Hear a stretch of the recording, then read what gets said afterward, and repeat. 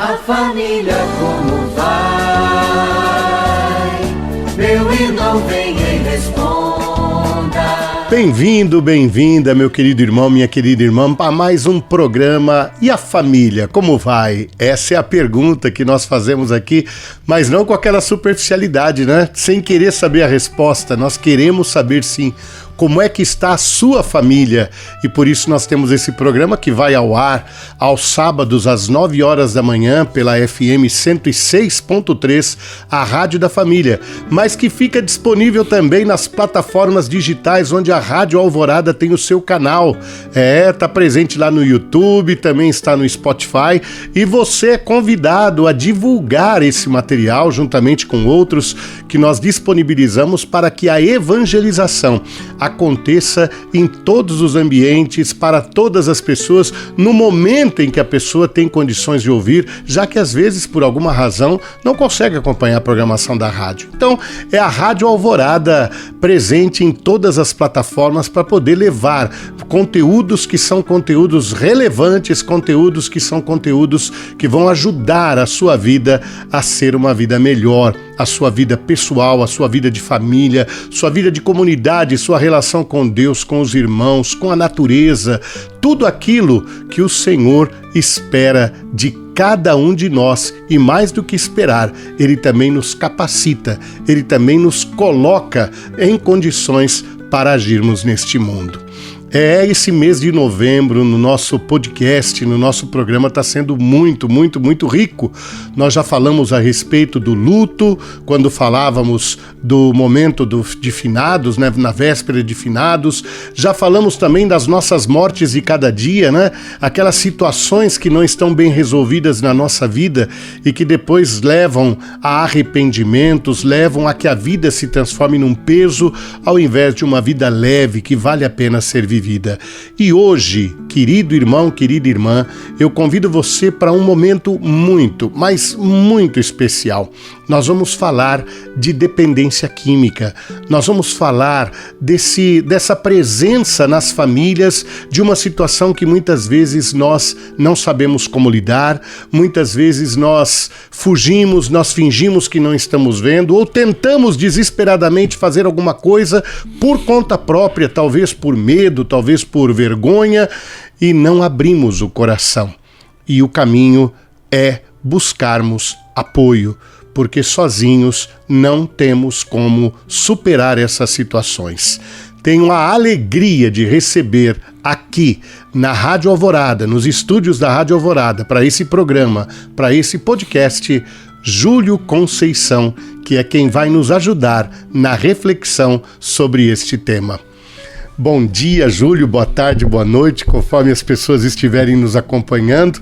Queria, em primeiro lugar, te agradecer pela sua generosidade, pela sua resposta pronta em estar aqui para conversar com os nossos ouvintes, com o público que acompanha a Rádio Alvorada sobre esse tema tão importante. E eu começo, claro, acolhendo a sua saudação também aos nossos ouvintes, mas querendo saber quem é Júlio Conceição.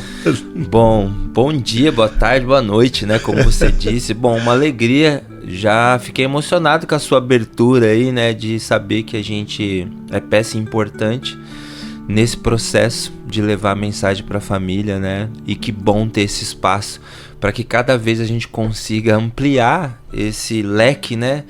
Para as famílias terem aonde buscar ajuda no momento de dificuldade. O último congresso que eu fui agora em São Paulo dizia sobre o conhecimento vos liberta.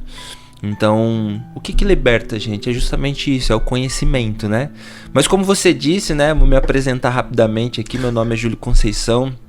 Hoje eu sou terapeuta, palestrante, discente de psicologia. Estou nessa caminhada já há 20 anos, né, trabalhando com famílias, pessoas em situação de dependência e de alguma forma me aprimorando cada vez mais para poder entregar. Não existe aqui, eu sempre falo, uma verdade pronta e absoluta, mas existem caminhos, né, para que a gente construa junto. Então eu acho que cada família é cada família, cada indivíduo é cada indivíduo. Nós temos uma digital única para poder de alguma forma olhar para nossa subjetividade, né, sobre o amor de Deus sobre nós e de alguma maneira tentar entregar para essas famílias respostas e principalmente levar esperança, né? Então, quando você fez o convite, eu prontamente já quis estar aqui, que foi de alguma forma uma maneira que eu encontrei também de dar de graça tudo aquilo que eu recebi, né? Porque também fiquei nas drogas por 16 anos, dos 9 aos 27, e aos 27 anos encontrei o saudoso Padre Cláudio Romano lá na minha paróquia, e que abriu as portas para mim também, de alguma maneira, para dizer para mim que era possível. Ele leu a parábola do filho pródigo e dizia para mim, né, que eu poderia voltar e que esse pai estava de braços abertos. Me mostrou um caminho aonde eu fiz, e mais que isso, depois, quando eu voltei, depois de 12 meses de internamento, ele abriu as portas da paróquia no sentido de me acolher, de me fazer também ser pertencente daquele espaço onde eu comecei a fazer leitura, comecei a participar de alguns lugares que ele me chamava para dar palestra. E eu te contando um pouco antes aqui, a gente quase fez um podcast aqui antes, né? Que quando eu recebi um convite de um padre lá em Toledo para dar um testemunho lá numa paróquia, e quando eu terminei, eu vi todo mundo assim, algumas pessoas chorando e outras levantaram batendo palma, e aquilo me deu um calor no coração e disse, puxa, essa é a minha missão. Aí parece que fez sentido todo aquele sofrimento que eu tinha passado, sabe? Começou a fazer sentido de ressignificar a minha história. Eu acho que é um pouco disso. Que legal, Júlio. Bom, nós vamos fazer um primeiro intervalinho nosso aqui. Tô vendo que o Júlio tá emocionado, eu também me emociono, a coisa vai ser boa aqui hoje, hein? Mas é isso, gente, nós vamos pro intervalinho e nós voltamos com o Júlio falando um pouco mais dessa trajetória dele, como é que foi essa vivência e como foi a saída dessa situação na qual ele se encontrava. Nós já voltamos.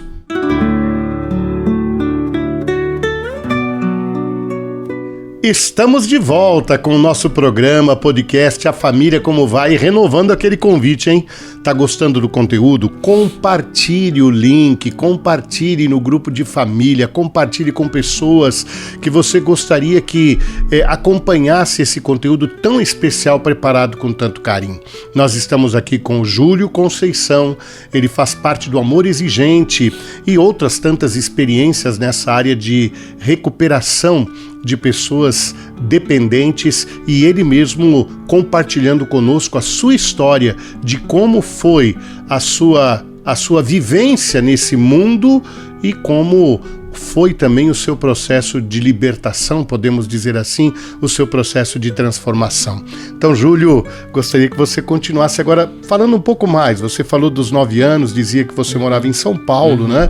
E depois veio parar aqui nesse nortão do Paraná, nessa terra de pé vermelho. Como é que foi essa trajetória? Exatamente. Eu saí de São Paulo, né, totalmente numa situação bem de vulnerabilidade em relação à questão da dependência química, mas aqui, né, de alguma forma recebi todo esse apoio, como eu tinha dito. Entendendo tudo isso, eu iniciei meu processo de recuperação, que aqui é uma grande dificuldade. Nem tantos indivíduos entram em recuperação, né? Muitos fazem tratamento. Existe uma diferença entre tratamento e recuperação. Tratamento dentro de uma instituição a qual eu fiquei, hoje existe várias, né? Clínicas, comunidades terapêuticas, hospitais, né? Em tratamento. Recuperação, como o próprio nome diz, recuperar a ação. E aí sim você vai precisar, né, de pilares, como eu te dizia aqui no início, né, uma boa rede de apoio, autoconhecimento, mentalidade, espiritualidade, atividade física. É o sujeito que se depara novamente com esse processo de recuperar tudo aquilo que a substância levou. Então, é dentro desse processo que muito do Grupo Amor Exigente entra, e tantas outras iniciativas que temos na nossa cidade e na região, para que de alguma forma o indivíduo comece a olhar para ele, né, como que ele vai de alguma forma recuperar essa autonomia, né, de alguma forma que também adoeceu tanto ele quanto sua família. Então é um processo longo, né, de muita determinação. Existe hoje um grande índice de recaída, justamente porque muitos não entram em recuperação, porque muitos focam na questão dependência química, nas drogas, vícios, enfim, e não olha para essa recuperação de um todo, né, de como eu posso me relacionar novamente com a vida, criar repertório para que de alguma forma eu não sinta ou pretenda voltar a sentir prazer somente na substância, que existem outras várias coisas. Acho que eu gostaria que você, até porque você passou pelas duas experiências, né? Muitas vezes é isso que você colocou. Se coloca muita expectativa no tratamento. Exatamente. E confesso para você que para mim agora, você falando isso, me chama a atenção, porque se coloca muita expectativa no tratamento e essa diferenciação, tratamento é uma coisa, recuperação é outra, eu acho que é importante. Eu gostaria que você falasse um pouco da sua experiência, não só pelo fato de você ter passado por um tratamento, mas de você também ter acompanhado tantas pessoas em tratamento e como isso, como foi para você esse processo de perceber que o tratamento não era suficiente e a recuperação era importante. E que a gente esmiuçasse um pouco. Bom, fala sobre isso, depois eu vou pedir dos 5 pontos você detalhar. Eu acho que assim, o grande desafio da família, tratamento, porque a família coloca o indivíduo dentro de uma unidade, ou uma clínica, uma comunidade terapêutica, ou qualquer outro trabalho, e quer um resultado rápido. Existe um plantio, e você vai precisar esperar o processo da colheita, certo?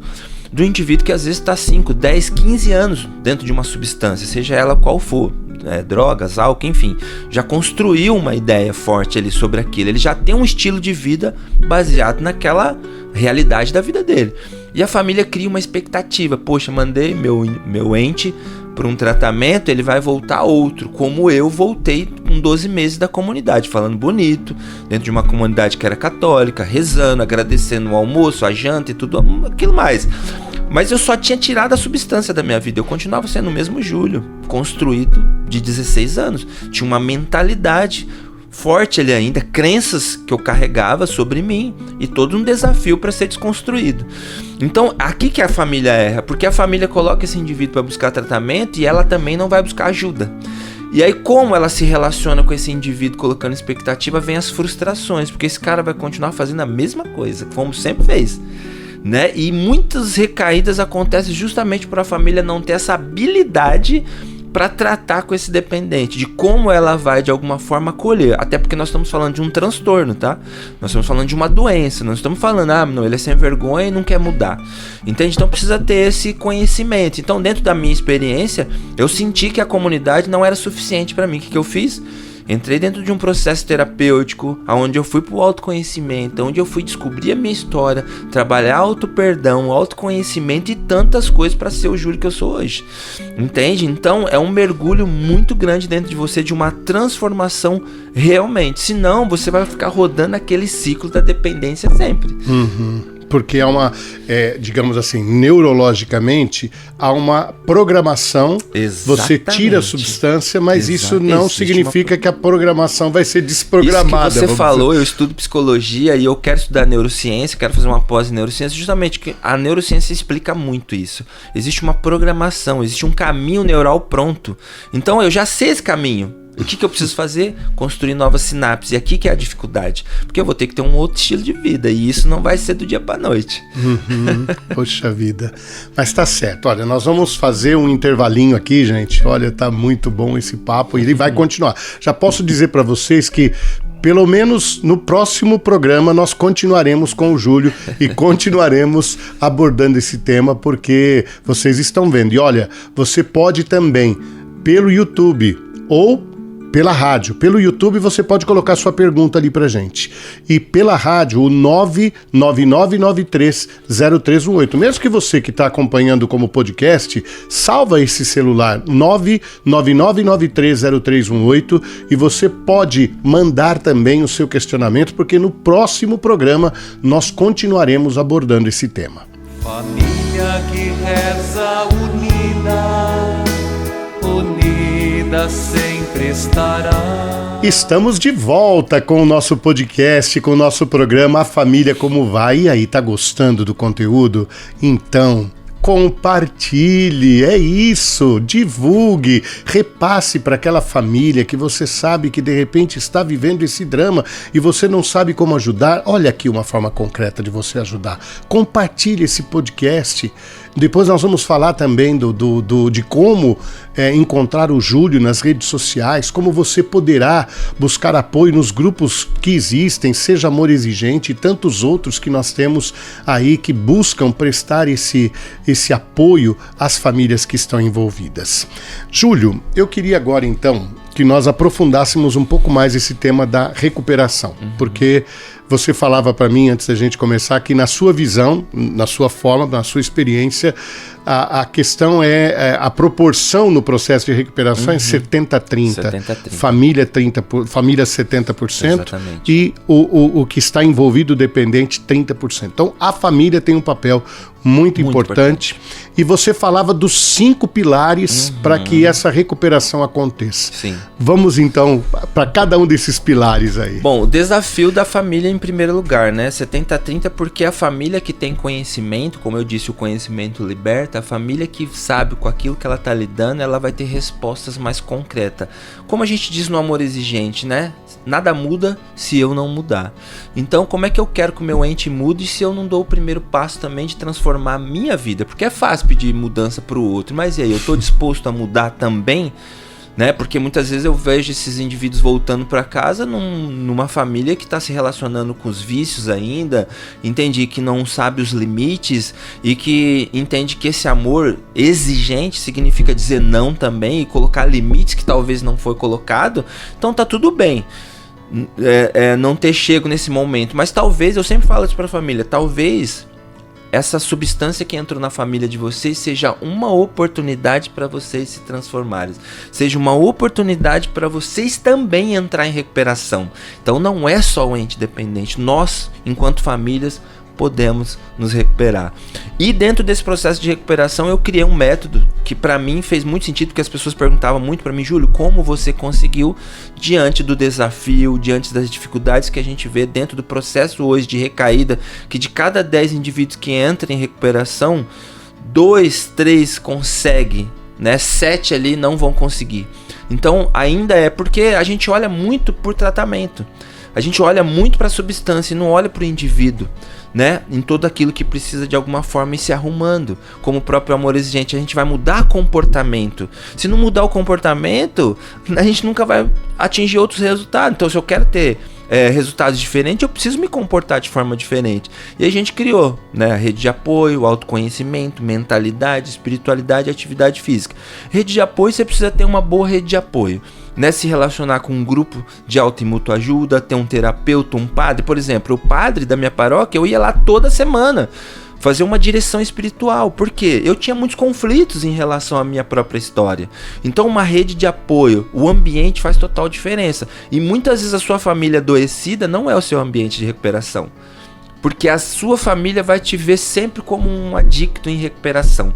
E às vezes em lugares novos você vai ser visto como eu tô sendo visto aqui hoje, como um profissional, como uma pessoa que tem bagagem, entende? Tem pessoas que vão me olhar ainda e vão ficar meio com o pé atrás. Será que ele mudou mesmo? Entende? Então o ambiente faz total diferença.